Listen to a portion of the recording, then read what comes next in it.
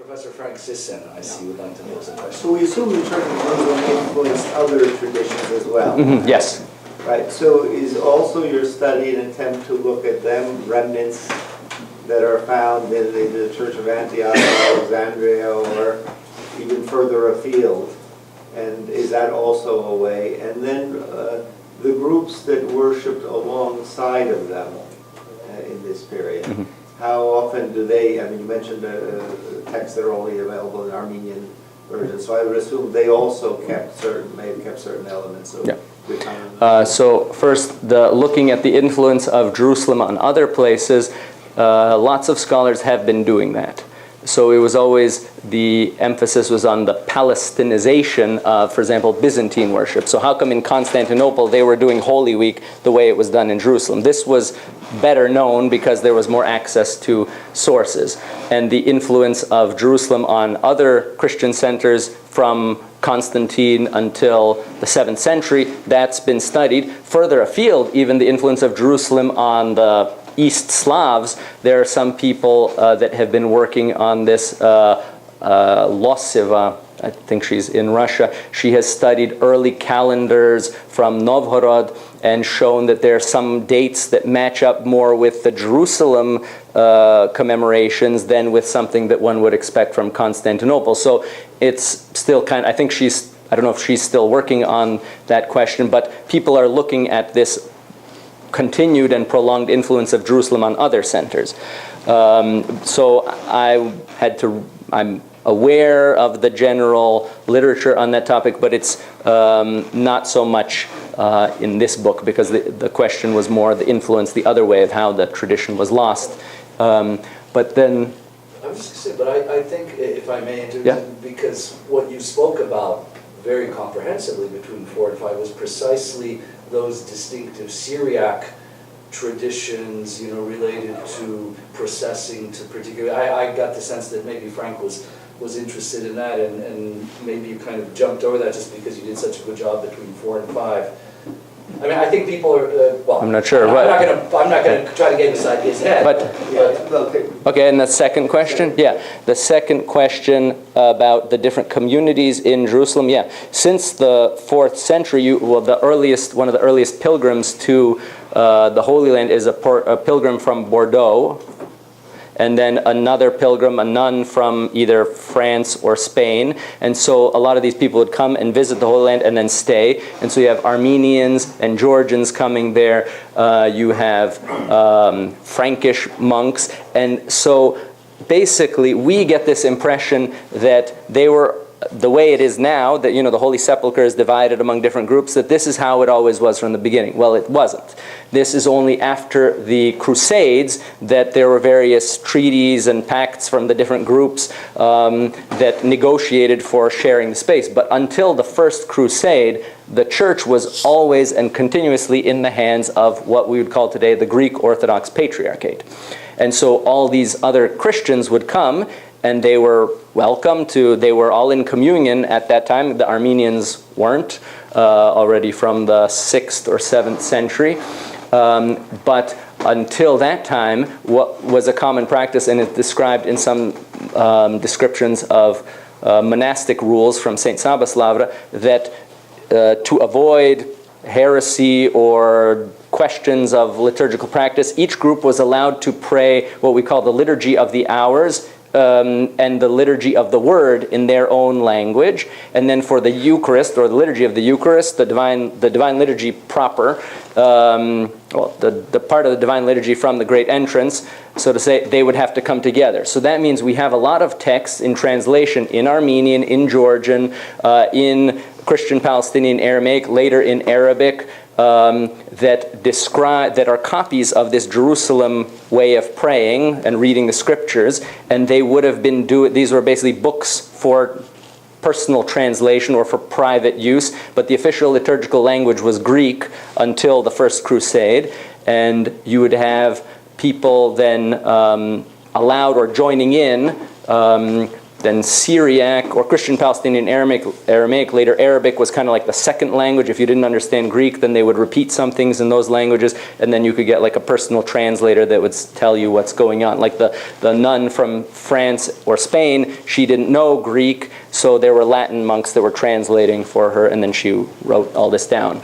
So there are kind of parallel communities, but they were always in communion. Jerusalem is unique that there's no church that comes from Jerusalem that is non-Chalcedonian, that has Jerusalem as its kind of base. So if you know the Coptic Orthodox Church, their base was Alexandria, and after the Fourth Ecumenical Council, they didn't accept this council, but a group developed and arose in Alexandria that did, and so you have parallel jurisdiction. So you have basically what we call a Greek Orthodox state and the Copts parallel. Same thing in Antioch, but in Jerusalem that never happened, and so until the First Crusade you kind of have multilingualism, but you still have unity within the church, more or less. You know, Byzantine Emperor, Charlemagne, some other power, authority wants to get involved there, but more or less the church is unified. What's your original title? Something like Worship in Captivity, the Liturgical Byzantinization of the Orthodox Patriarchate of Jerusalem, 8th to 13th century. Yeah. Then I thought just Worship in Captivity, Liturgy and Byzantinization in Jerusalem, but they didn't like Worship in Captivity because apparently book titles are now defined by like Google searches, or if Worship in Captivity could be like, you know, Baptist slave trade in something or whatever. Yeah, I don't know. You know. So, but yeah, because the idea is I liked the idea of worship in captivity because it's not a captivity necessarily to the Arab conquest or to Byzantine imperial or Arab conquest or destruction of holy sites. It's basically kind of captivity to a foreign liturgical tradition that you are under captivity, but you're still trying to pray the way you knew, and now even that is kind of taken away, or modified. So.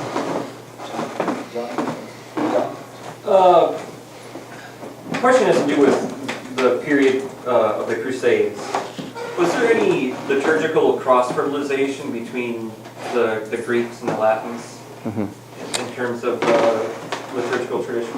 Yeah, that's a very good question, because up until recently, people never even thought about that. Or from what I've seen, people weren't so interested in that question, because basically the idea was the Crusades come and the Crusaders are there.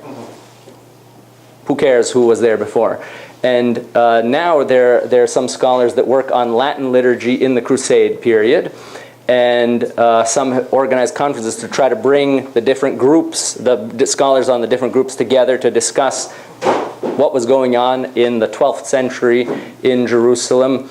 And the conclusion that they all arrived at was more or less that these people are living in close quarters with each other, like Greek praying Christians, Armenian praying Christians, Latin praying Christians, the Franks that come in, and nevertheless, in their liturgical practice, that seems to be the place where they kind of try to keep a distance still. So there's very little contact. There is an account of a Slav pilgrim, Abbot Daniel from Chernihiv, that area. He came to Jerusalem in the beginning of the 12th century, so like 1106 or 1108, and he describes what's going on there. And he goes to the Holy Sepulchre on Holy Saturday and sees how there's actually no Greek bishop there, or patriarch. They're monks from St. Sabas Lavra, and the Latins are there, and they're praying, and he describes their singing as some kind of really bad screaming or something like that. I forget the Church Slavonic word that he uses to describe it. But yeah, so there were tensions. These people didn't get along. And in liturgical practice, it seems that the Greeks were trying then at that time to be closer to what was going on in Constantinople. And on the other hand, the Latins, the Crusaders that come in, they are fascinated by having the chance to pray at these holy sites, at the Holy Sepulchre, and they actually modify the way they're praying. So they pick up all this Jerusalem influence and they start modifying. They even celebrate Easter, again, a second time all the liturgical propers of Easter, sometime I think like in November at the end of the Roman liturgical year, something like that. But there are scholars that have worked on that. But nevertheless, there's almost no contact in liturgical texts. Like the Latins don't mention the Greeks in liturgical books, and the Greeks don't mention Latins. Only in monastic documents, Greek monastic documents, mention that if a Latin monk, like Latin monks can stay at your monastery, and some stricter, typica say yes they can stay, but only for 3 days, and watch out, for their erroneous ways. Yeah. So. You may catch something. Yeah. So.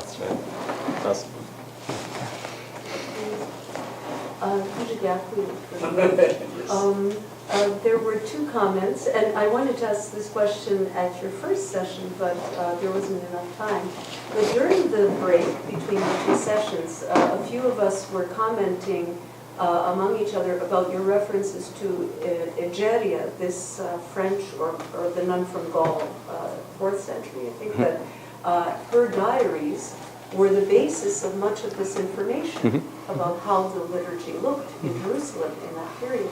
And how important it is, a few of us were commenting, that we should encourage each other to keep liturgical diaries of what is it we're doing, and how can we be more pastoral? How can we make this more relevant? Because I'm always concerned about all this esoteric research and make it relevant to faith building in our church. And another point that I wanted to make was, and a question to you, was you mentioned Basil the Hagiopolite, that 1122 document that we had, and he described stational liturgy during Holy Week, where you go from one church to another in a pilgrimage, and where you sing and you relive the moments of that, not as a historical past, but as a living, salvific moment of the whole passion of Christ and so on, the resurrection. Is that something that could be done in our churches today? And how do we enact that? And how do we bring this as a prototype for what we should be continuing here? Even though Mississauga is very far from Brampton, Oakville, walking there might be a little problem. But how do we... It's easier than driving. Yeah. Okay, so... keeping liturgical diaries in 1,000 years, when the next generation of liturgy studying things, then this will be very helpful, yes. Hopefully they'll have an accurate interpretation of the situation. Byzantinization of Toronto. Yes. But regarding your second point, well, maybe it would, I hope it doesn't come as a surprise, but what Basil the Hagiopolite is describing is actually our Holy Week in the Byzantine Rite today. So the 12 Gospels, strasti, as you know them, it's the same service. It's basically a service of 12 Gospels that the first 6, according to Basil the Hagiopolite in the 12th century, were read starting at the Mount of Olives and coming down, and then I think he describes that by the 6th one you're already at the Holy Sepulchre, and I think the 6th one Christ is already, according to the accounts, already being crucified. And so basically our Byzantine Rite today, for things like Holy Week at least, because that's the one where the Jerusalem influence spread to all of Christianity and has basically been maintained. So from basically Lazarus Saturday to Easter morning, that there's a very strong influence of Jerusalem there. We are basically doing that. We're just not doing it very well.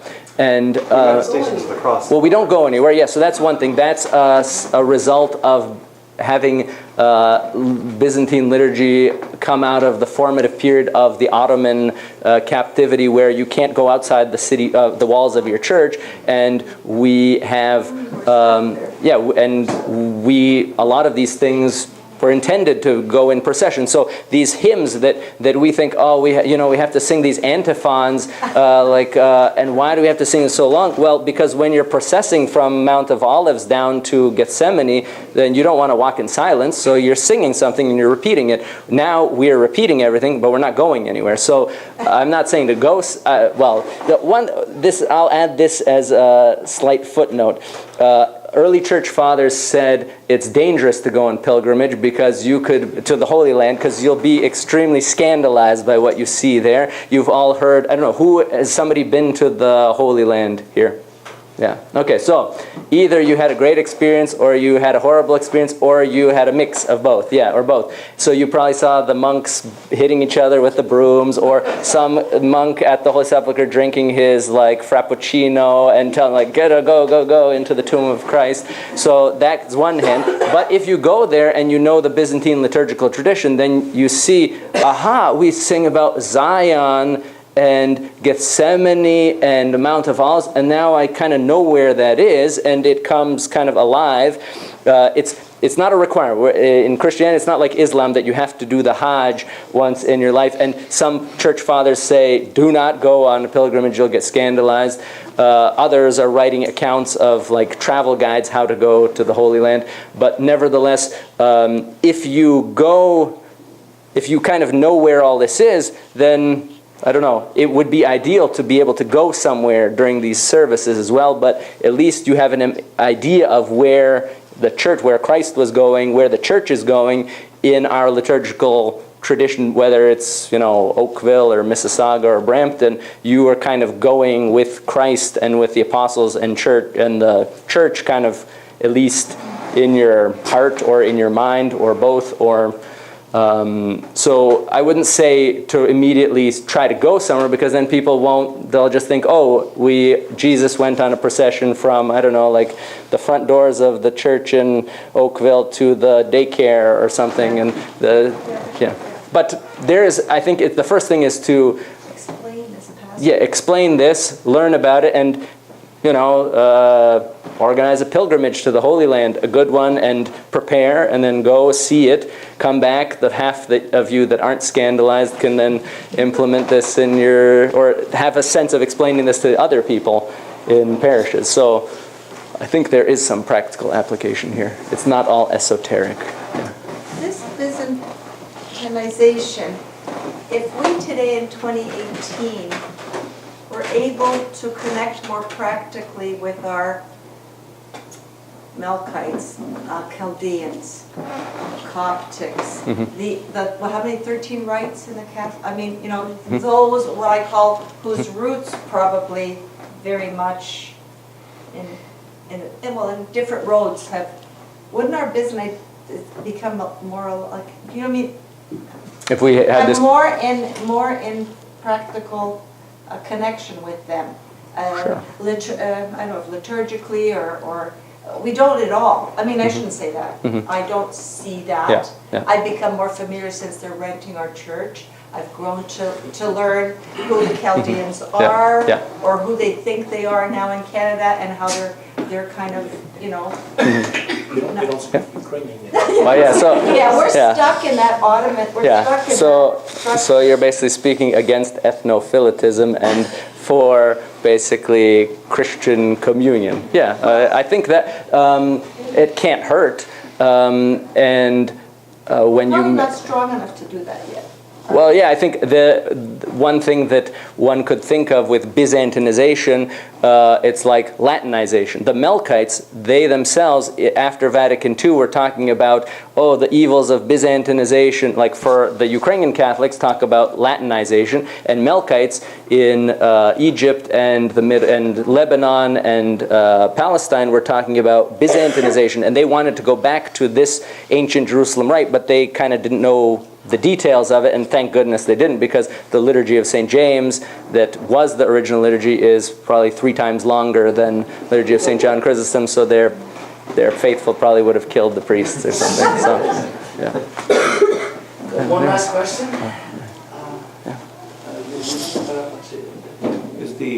Is the Assyrian Church, Assyrian Catholic Church, a Jerusalem-based Byzantine church? No, it's not Byzantine, and it's not Jerusalem-based, but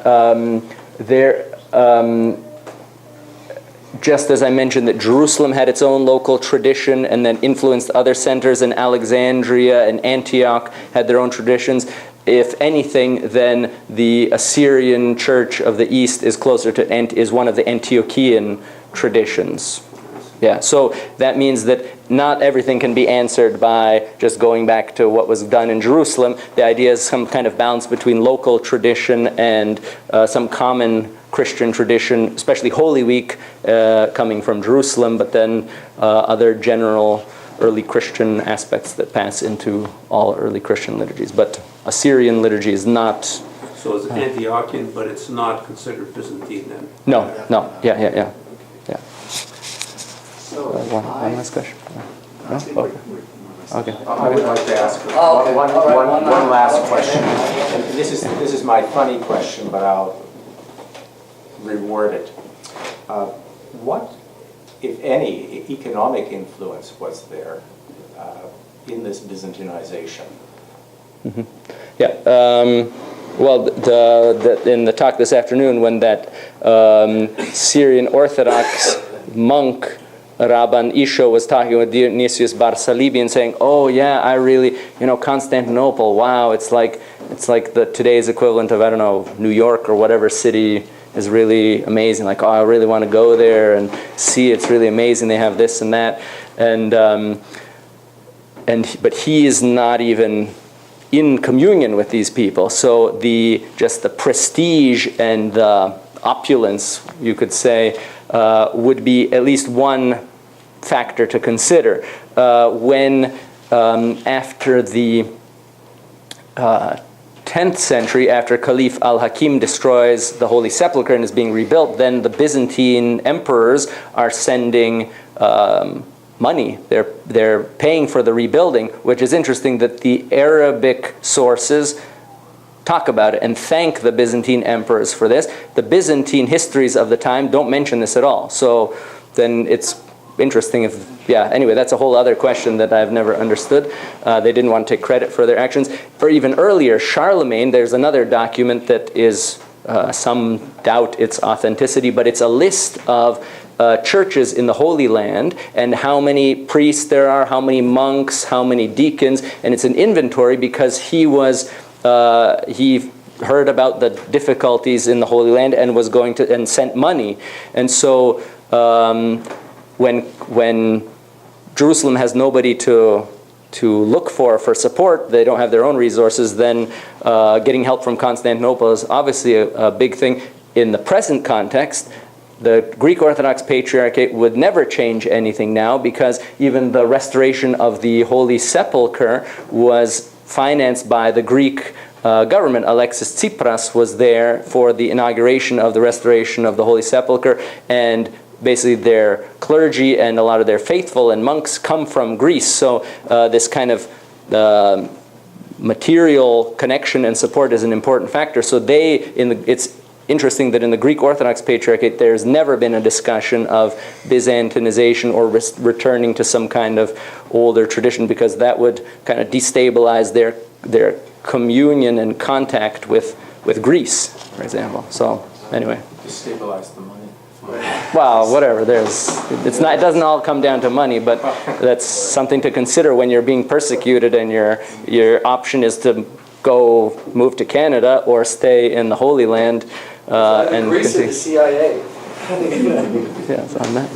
But the majority of the faithful are still Arabic speakers? The lay people, from what I understand, yes, and the hierarchy is generally from Greece, and the clergy very often are from Greece.